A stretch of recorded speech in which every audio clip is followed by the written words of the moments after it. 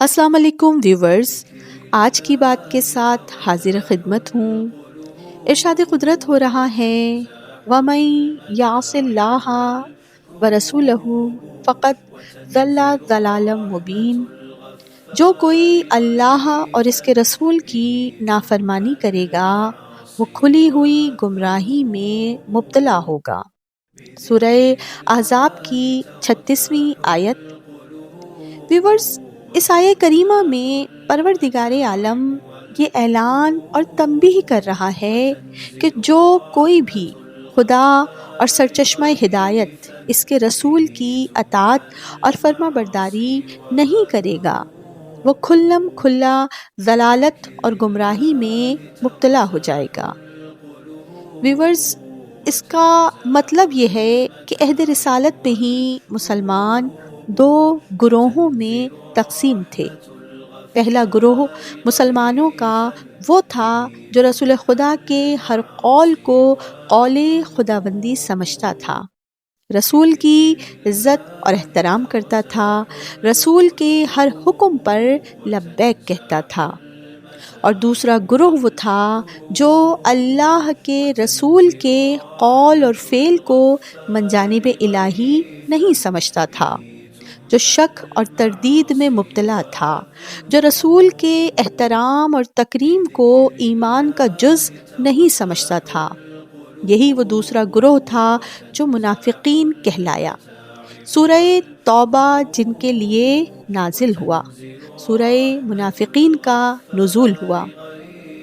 Viewers, چونکہ قرآن قیامت تک انسانیت کے لیے راہ ہدایت ہے، اس کی آیات ہر دور ہر زمانے میں ایک جیسا حکم اور رمز الہی رکھتی ہیں، لہٰذا اب قیامت تک ہر دور ہر زمانے میں رسول خدا نے جو احکامات الہی امت تک پہنچائے ہیں، ان کی مخالفت کرنا، حق کو پہچاننے کے باوجود اس کو تسلیم نہ کرنا، اپنی خواہشات نفسانی کی پیروی کرنا، در حقیقت خدا اور اس کے رسول کی نافرمانی اور مخالفت کے برابر ہے اور کھلی ہوئی ضلالت اور گمراہی کے مترادف ہے۔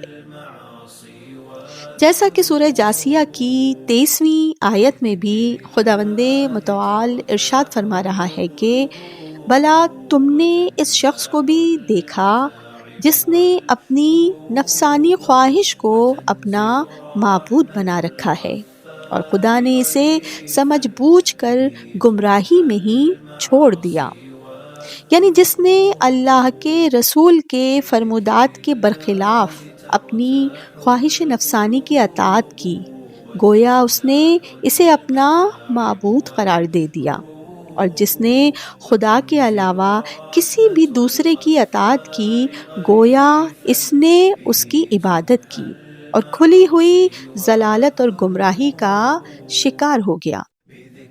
مولا کائنات امیر المومنین علی ابن ابی طالب ارشاد فرماتے ہیں کہ اس شخص کے لیے ہلاکت ہے جو گمراہی میں بڑھتا چلا جا رہا ہے اور ہدایت کی جانب نہیں پلٹتا۔ آپ فرماتے ہیں کہ جو شخص خواہشات کی پکار پر دھوکہ کھا کر لبیک کہتا ہے وہ گمراہ ہو جاتا ہے، کیونکہ خواہشات گمراہی کی جانب دعوت دیتی ہیں۔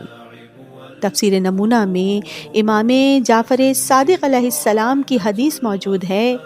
آپ فرماتے ہیں کہ خواہشات نفسانی سے ویسے ہی بچو جیسے اپنے دشمنوں سے بچتے ہو، کیونکہ انسان کے لیے خواہشات نفسانی کی پیروی سے بڑھ کر کوئی اور دشمن نہیں۔ اللہ اکبر۔